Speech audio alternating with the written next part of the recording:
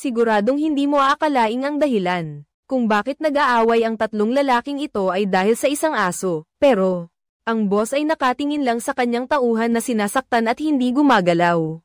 At inutusan pa ang isa pang tauhan na buksan ang ilaw para sabay-sabay nilang panoorin. Nang makita niyang sasaktan na talaga ng lalaki, doon lang nagsalita ang boss at sinabing ibalik na ang itim na aso sa lalaki. Ngunit hindi pa nagtatagal, malinaw na kinuha rin ng lalaki ang itim na aso. At kinagat pa siya ng 2 beses. Ano ba talaga ang nangyari sa pagitan nila, kaya't hindi nag-atubiling magkasala ang lalaki sa pinuno ng lugar. Ngunit pinoprotektahan pa rin niya ang itim na aso noong bumalik ang taong 2008. Sa isang malawak na disyerto, may isang bus na naglalakbay. Ngunit nakahikayat din ito ng maraming ligaw na aso, na nagmamadaling dumating pagkatapos, ang bus ay aksidenteng tumaob. Nagmadali ang driver na tulungan ng mga pasahero na bumaba. Biglang may isang lalaking sumigaw na nawawala ang kanyang pera. At ang bida na silang Yonghui ay sakay din sa bus na ito. Noong paalis na sana siya, hinintuan siya ng lalaking nawalan ng pera. Nakita ng driver na nagkakagulo ang nawalan ng pera. Kaya sinabihan niya silang Yonghui na maghintay sa pagdating ng pulis. Kung wala na talagang ibang paraan para maayos ito. Hindi nagtagal, dumating na ang sasakyan ng pulis sa pinangyarihan. Buti na lang at hindi nasaktan ang sinuman kahit tumaob ang sasakyan. Ang nawalan lang ng pera ay ang lalaking iyon na nawalan ng 1,000 yuan, ngunit silang Yonghui ay nakaupo lang sa isang tabi at hindi lumapit para magsalita.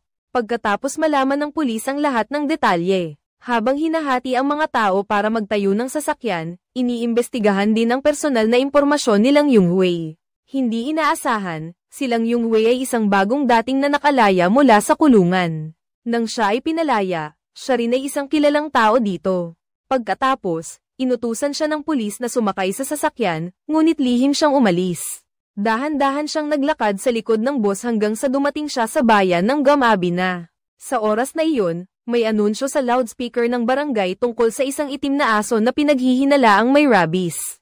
Madalas itong lumilitaw sa bayan at marami na ang nakagat nito. Kailangang maging alerto ang lahat at mag-ingat sa kanilang kaligtasan. Ang lahat ng pasahero ay pumunta sa istasyon ng pulis para magpahinga.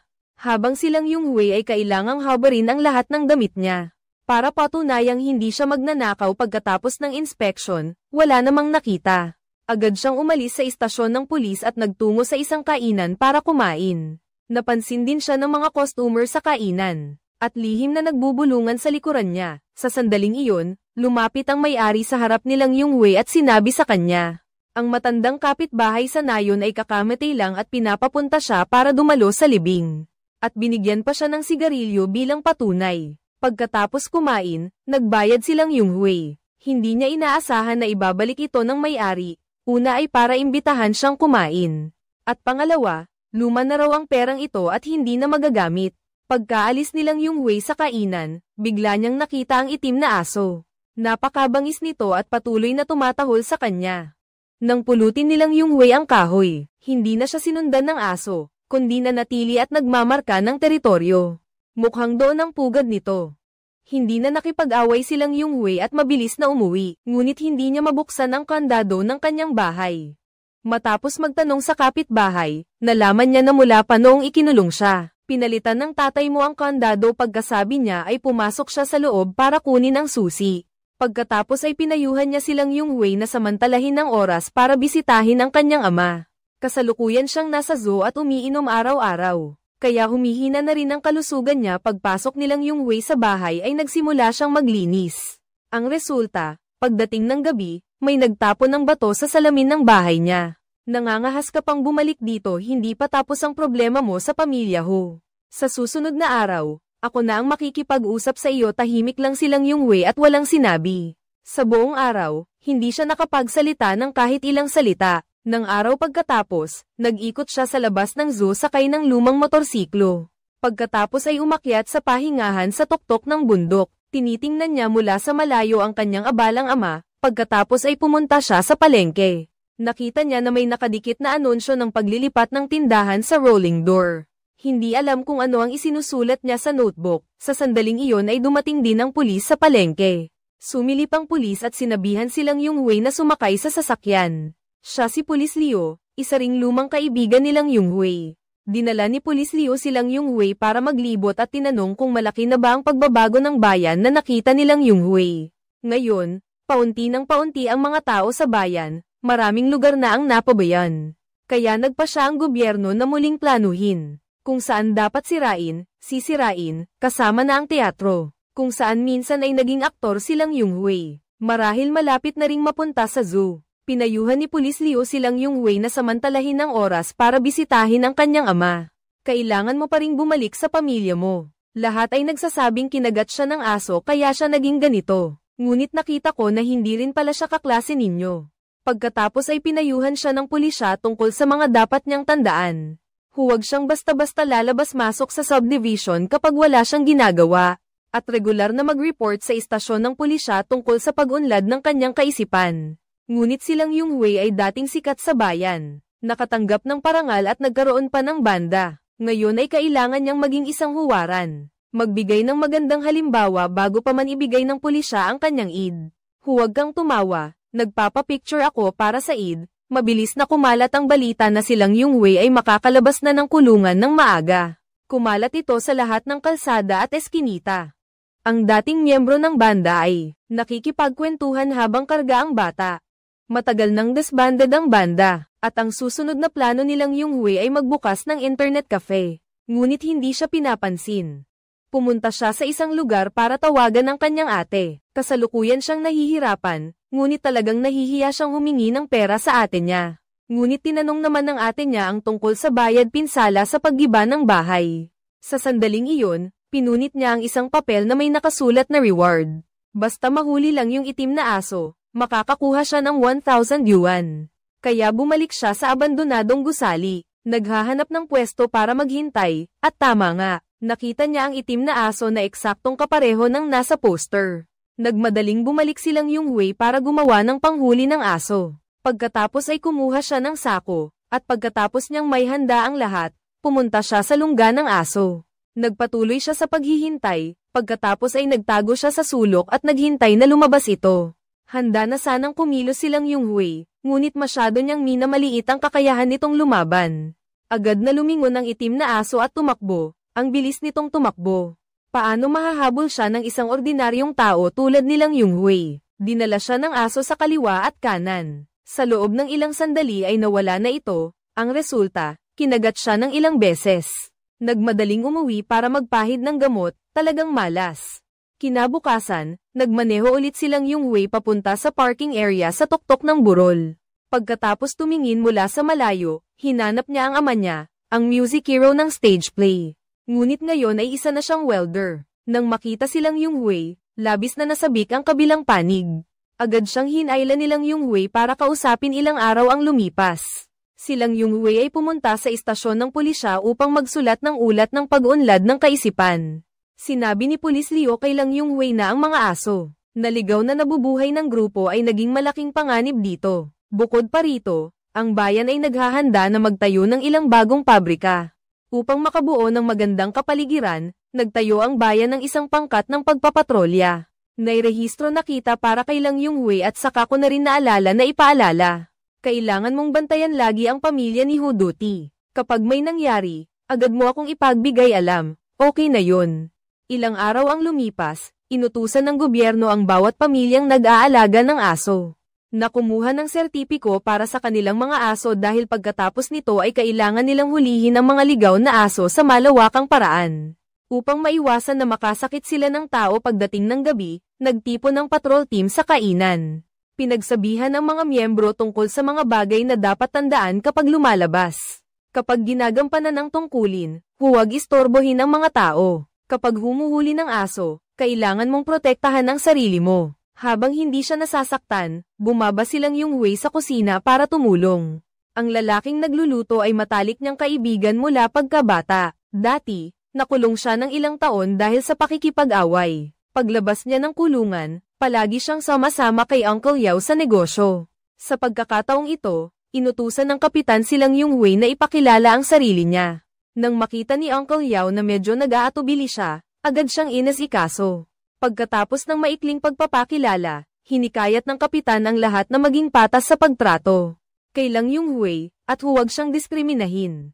Pagkatapos magsalita, inanyayahan niya ang lahat na mag-inuman. Hindi inaasahan, nang uminom silang Yonghui, may nagsabi sa kanya na umalis na lang kung ayaw niyang uminom. Sa pagkakataong iyon, napilitan silang Yonghui na inumin ang buong baso.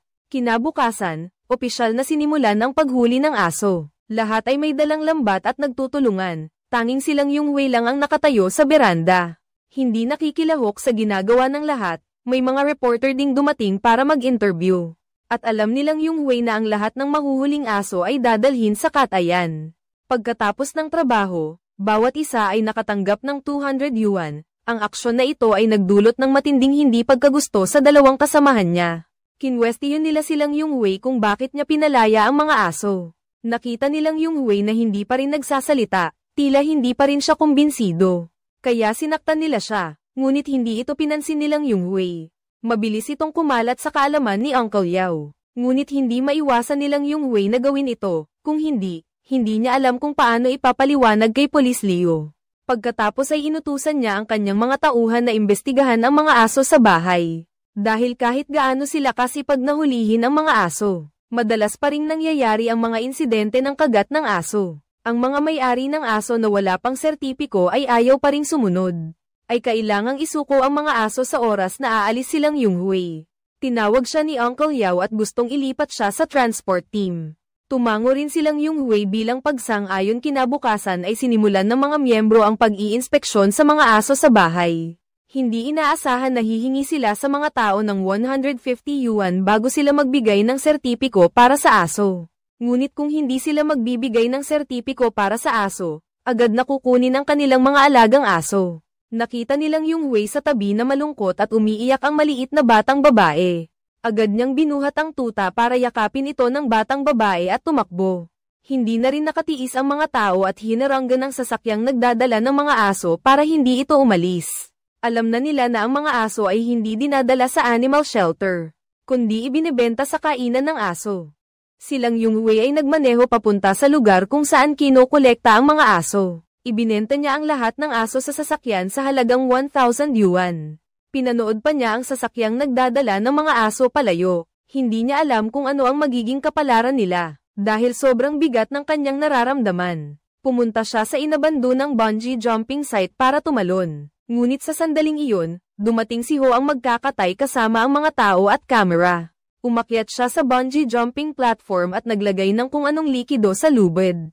Pagkatapos ay sinindihan niya ang lighter at inilagay sa platform.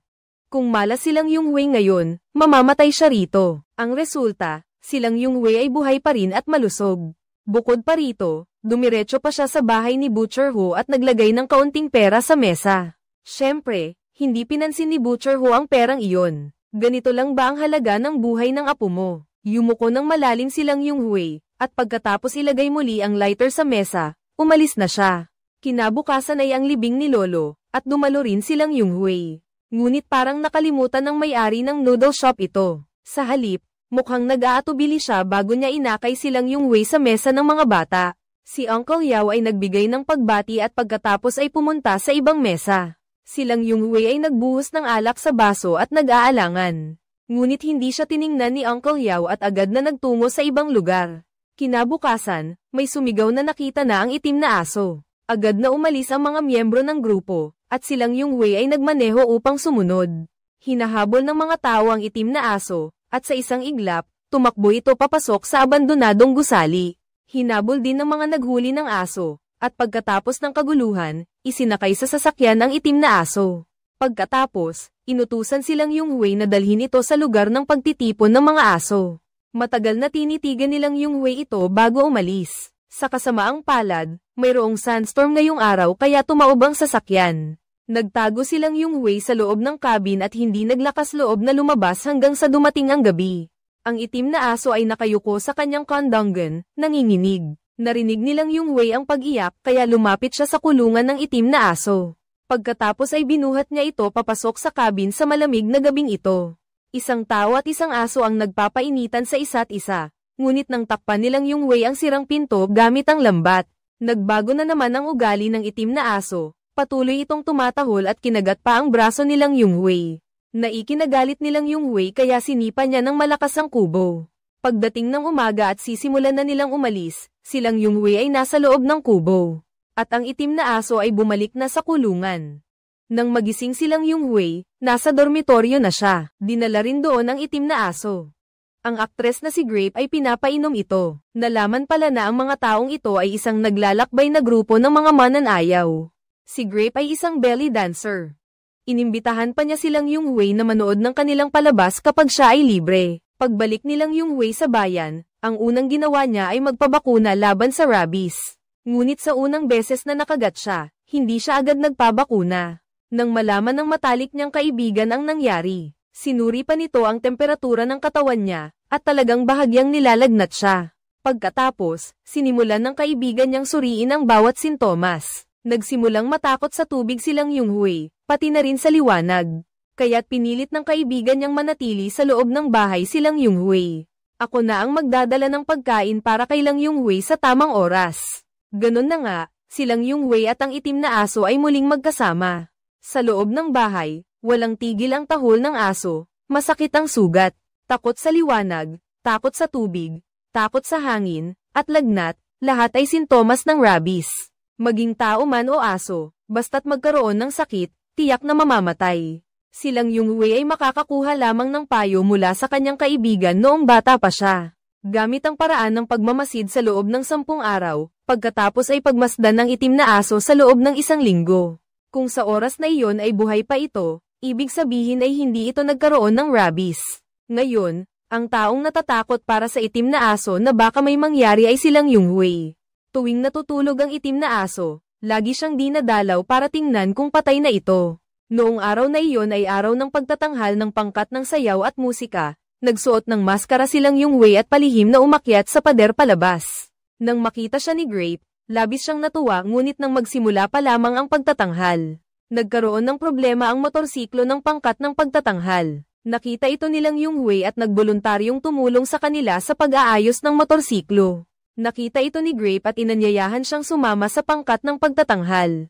Ngunit walang sinabi silang Yunghui pag-uwi niya sa bahay, nagsimulang umulan ng nyebe sa labas. Nagmadali siyang ipinasok ang itim na aso sa loob ng bahay, ngunit nang magising siya sa hating gabi, bigla na lang niyang nakita ang itim na aso na tumalon sa kama niya at humiga. Hindi na rin ito ganoon ka-agresibo tulad ng dati. Pagdating ng ika-6 na araw, tinanggal na nilang Yunghui ang lahat ng kurtina at wala na ring lagnat ang binata. Bihira na lang makita ang ngiti sa kanyang mukha. Pagkatapos nito, tumugtog pa siya ng gitara, at ang itim na aso ang tanging manonood niya. Nagkakasama silang naliligo, at lalo pang gumaganda ang kanilang samahan. Hanggang sa puntong hindi na inaalintana ng aso kung ano ang gawin nilang Yunghui dito. Mabilis na natapos ang quarantine, ang matalik na kaibigan nilang Yunghui mula pagkabata, ay biglang nakita silang Yunghui na pinapakain ng aso ng buto. Ganyan mo ba tinrato ang sarili mong ama? Ang asong ito ay ligaw, ibigay mo na sa team. Huwag mo nang banggitin, gusto na siyang hulihin ng buong bayan. Ngunit hindi nakinig silang Yunghui, tinanong niya ang kaibigan niya kung nagpapatugtog pa ba ito. Pagkatapos niyang makuha ang sagot na hindi, umalis na silang Yunghui sakay ng motorsiklo. At pagkatapos pumasok sa kwarto ang kaibigan nilang Yunghui noong bata pa siya. Kinuha niya ang instrumento at tumugtog habang silang Yunghui ay nagmamadaling umalis sakay ng motorsiklo. Sa tunog ng tugtog ng kaibigan niya, lumapit siya sa team. Inilapag niya ang pera sa mesa at sinabi ang unang linya sa pelikula, gusto kong bilhin ang asong ito. Ngunit hindi pumayag ang iba kung pagkatapos mong makalaya ay pipiliin mong bumalik dito. Kailangan mong sundin ang mga patakaran dito. Nagsuntukan ang dalawa, sumugod din ang lalaking nag-iihaw para makipag-away.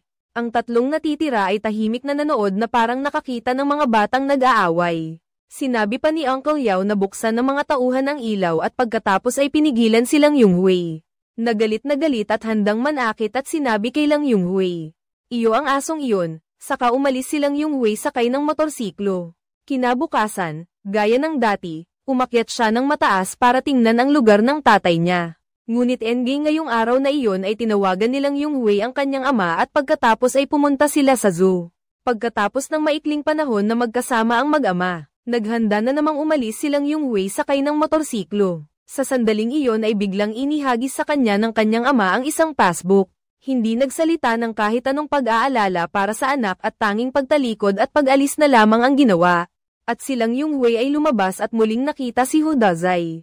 Niyakap pa niya ang larawan ng kanyang apo, ngayon ang anibersaryo ng kamatayan ng kanyang apo. Dapat mong ipaliwanag sa akin kung paano mo aksidenteng napatay ang isang tao.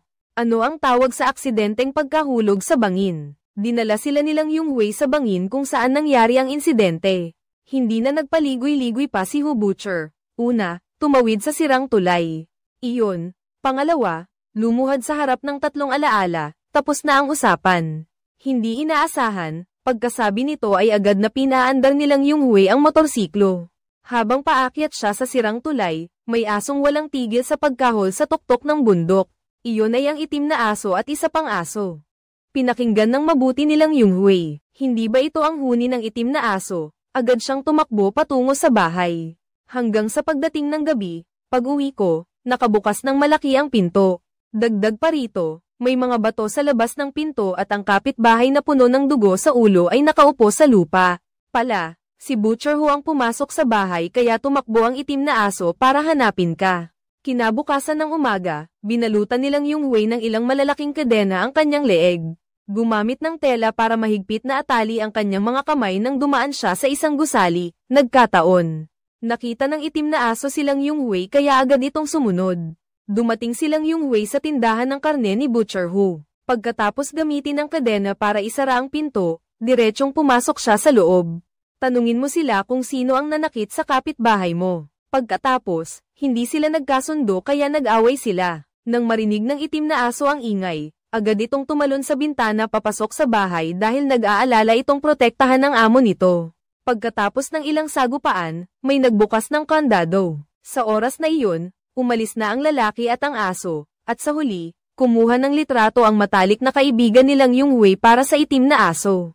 At naghanda para sa sertipiko nito, habang silang Yunhui naman ay nagkabit ng upuan na eksklusibo para sa aso sa motorsiklo. Sa oras na iyon, may dumating para ipagbigay alam kay Lang Yunhui, na dinala na naman sa ospital ang kanyang ama, at mukhang malubha ito sa pagkakataong ito. Pagdating sa ospital, hindi pinapasok ang itim na aso, naiwan lang sa sasakyan. Sinabi ng tatay kay Lang Yunhui na tulungan siyang alagaan ang malaking pusa sa labas. Kung hindi niya ito masikaso, pakawalan na lang ito pabalik sa kagubatan. Dahil wala pang matutuluyan ng banda, sinabi nilang Yunhui sa kanila na pumunta sa zoo, at kung makakakuha sila ng permit, maaari silang magtanghal dito. Dahil ayaw nilang Yunhui na bigyan ng harina ang malaking pusa ng tatay niya, isinama niya ang itim na aso para manghuli ng kuneho, pero hindi ito interesado sa kuneho. Hindi na nakatiis ng tatay nilang Yunhui sa sakit na nagpapahirap sa kanya at ayaw na rin niyang maging pabigat sa kanyang anak. Biniyayaan siyang tanggalin ang tubo sa paghinga ng kanyang ama, syempre hindi pumayag silang Yunhui. Habang abala silang Yunhui sa pakikipag-usap sa kanyang ate sa telepono. Ang itim na aso ay lihim na pumasok sa ospital at pagkatapos ay nagbantay sa tabi ng kama ng ama nilang Yunhui. Sa kabilang linya, hindi rin maganda ang kalagayan ng pamilya ng ate nilang Yunhui. Kaya ang ate niya ay naglalayon sa bayad pinsala. Sa oras na ito, sinabi nilang Yunhui sa kanyang ate na malapit nang mamatay ang kanilang ama. Pagkatapos ay ibinaba niya ang telepono, pagdating niya sa zoo. Patuloy na kinukumbinsi ni Grape silang Yunhui na sumali sa troupe ng palabas. Matapos siyang tanggihan, hindi na siya nagreklamo pa. Sa halip, ikinuwento niya ang buhay niya. Sila ng minamahal niya ay nag-iibigan ng 3 taon. Ngunit wala siyang anumang katayuan, kasama pa niya ang kasintahan sa paglalakbay sa iba't ibang lugar. Pareho silang may pinagdaramdam kaya't hindi sinasadyang nakainom sila ng labis. Pagdating ng gabi, habang paalis na silang Yunhui, bigla siyang nakatulala at nagmaneho patungo sa bangin. Buti na lang at nagising siya ng itim na aso, ngunit sa sandaling iyon, dumating ang grupo ni Hutuli. Kinabukasan paggising niya, nakagapos siya sa bakal at nakaluhod sa harap ng larawan buong magdamag. Sa oras na iyon, nagising siya dahil sa lindol, ginamit niya ang kanyang mga ngipin para kalasin ang tali at nagmaneho ng motorsiklo pabalik sa bangin. Ngunit hindi niya makita ang itim na aso, hinagkan niya ito sa paghahanap sa lahat ng dako. Sa lumang gusali, sa bakanteng lote, sa zoo, ngunit hindi pa rin nakita. Nang makarating siya sa snake farm, bahagya niyang narinig ang sigaw ng tulong. Pagkatapos lagyan ng langis ang sulo, sinindihan niya ito upang paalisin ang lahat ng makamandag na ahas sa bahay. Batay sa pahiwatig ni Butcher Hu, kinuha niya ang serum mula sa refrigerator at itinurok sa matanda. Pagkatapos mapanood nilang Yunhui ang camera, nalaman niyang tumakas ang itim na aso ng kusa. Pagkatapos ng pangyayaring ito, formal na binitawan ni Butcher Hu ang lahat ng sama ng loob. Pagkatapos, pumunta silang Yunhui sa dog market upang ipagpatuloy ang paghahanap sa itim na aso. Hindi niya pinalampas ang anumang sulok ng bayan, kahit pa ginamit niya ang perang iniwan sa kanya ng kanyang ama, para mag-imprenta ng maraming anunsyo sa paghahanap ng aso at idikit sa buong bayan. May nagpayo sa kanya na tingnan sa sag-alan ng aso sa bayan. Ngunit kailangan niyang lisanin ng bayan, maingat na nagmaneho silang Yunhui ng motorsiklo papunta sa sirang tulay. Ngunit natamba pa rin siya, sumakay ulit siya at nagtungo sa sag-alan ng aso sa bayan. Yuni para makilala, pagpasok sa bodega, agad niyang nakita ang itim na aso na malapit ng mamatay. Sinabi sa kanya ng tagapamahala na 2 araw na ang nakalipas nang mabangga ang asong ito. Baka hindi na siya magtatagal, hindi nagsalita silang Yunhui. Kumuha lang siya ng pera pero hindi tinanggap ng tao, ibinalik nilang Yunhui ang itim na aso sa bayan. Sa daan, nakasalubong niya ulit ang mga ligaw na aso, pagkatapos ng ilang sandaling pag-iisip, nagpasya siyang itulak ang motorsiklo para makadaan.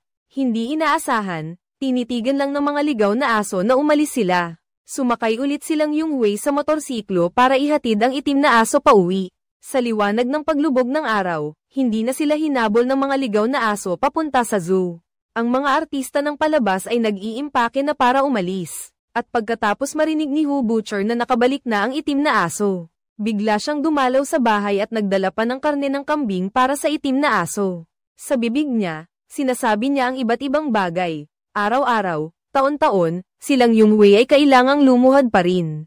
Ngunit pagkaalis ng lahat, silang Yunhui ay naiwan na mag-isa. Noong araw na iyon, sinamantala ng asong dilaw ang hindi pagpansin nilang Yunhui at lihim na pumasok sa zoo. Nang makita siya nilang Yunhui, napansin niyang buntis na pala ang asong dilaw. Pagkatapos ay humiga ito sa tabi ng itim na aso, sa kabilang panig ng bayan ay nagsimula na ang demolisyon ng mga bahay. Ang mga loudspeaker ay humihingi ng kooperasyon ng mga tao sa bayan para sa demolisyon. Tumigil ang mga tren at sasakyan, nagsara ang mga kainan. Pinatigil sa pag-aaral pero nang makita nilang Yunhui ang asong kulay ginto sa labas ng pinto, agad niyang napagtanto na may nangyari ngunit huli na ang lahat. Ang kapitbahay ay pumanaw na tanging ang ungol na lang ng aso ang natira. Matapos niyang ayusin ang lahat, dinala nilang Yunhui ang 2 aso ng kapitbahay sa zoo. Ngunit nagulat siyang nakita na naroon din ang mga ligaw na aso. Kaya inampon na niya ang mga ito habang tumataas ang bilis ng demolisyon. Unti-unting naglalaho ang kanyang mga alaala noong bata pa siya. Nang bumalik silang Yunhui sa zoo noong araw na iyon, bigla niyang nakita na nawawala na ang itim na aso. Agad siyang humagkan at naghanap, kahit pa sa kulungan. Sa wakas ay sinundan niya ang tingin ng tigre at nakita ang isang bukas na kulungan. Doon niya nakita ang itim na aso na nagtatangkang tumakas. Pagkatapos niyang ihatid ang itim na aso sa huling bahagi ng biyahe, inilabas niya ang bangkay nito sa bakanteng lote. Sa wakas ay personal niyang inilibing ito, at malapit na ang unang total solar eclipse ng ika-21 siglo.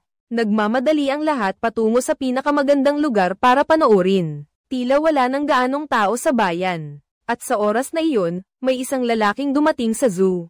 Buksan ang lahat ng kulungan, kasama na ang kulungan ng mga unggoy at aso. Sa kabilang banda, matapang na naglakad ang grupo sa libingan ng itim na aso. Dahan-dahan, ang lupain ay napuno ng mga tao, ngunit hindi nila alam na.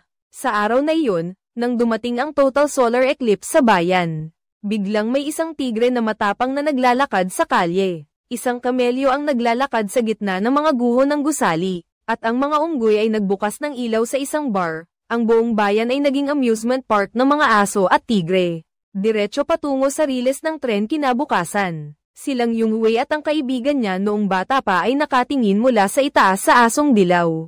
Nang manganak ng isang itim na aso pagkalipas ng ilang sandali, dumating ang araw ng pagbubukas ng Beijing Olympics. Lahat ay nanunood ng TV kahit si Grape na naglalakad sa kalsada ay nanunood.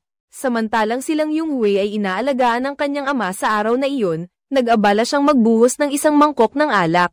Ginamit niya ang alak para linisin ang bibig ng kanyang ama pagkatapos ay inubos niya ang buong mangkok. Matagal siyang nag-isip sa kanyang puso at sa wakas ay nagpasya. Idinikit nilang Yunhui ang kanyang kamay sa tubo ng oxygen ng kanyang ama. Ilang sandali pa bago niya binitawan ng kamay nang batiin ng lahat ang matagumpay na pagbubukas ng Olympics. Silang Yunhui ay dahan-daang yumuko sa kanyang ama. Pagkalipas ng ilang sandali, nagmaneho siya ng motorsiklo papunta sa sirang tulay.